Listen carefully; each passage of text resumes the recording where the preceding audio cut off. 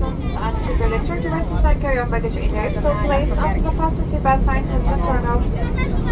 You may use your electronic devices when the aircraft has reached its final parking position. Please make sure that you have taken all your personal belongings and vehicles from open overhead compartments. We would like to remind that smoking any kind of tobacco, including electronic smoking devices, are not permitted until you have left the airport terminal. Passengers who received available bath and infant iPads are kindly requested to return them to the cabin crew at the door.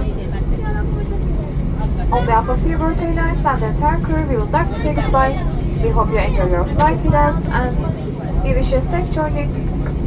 We wish you a pleasant stay here in Antalya. Thank you and goodbye.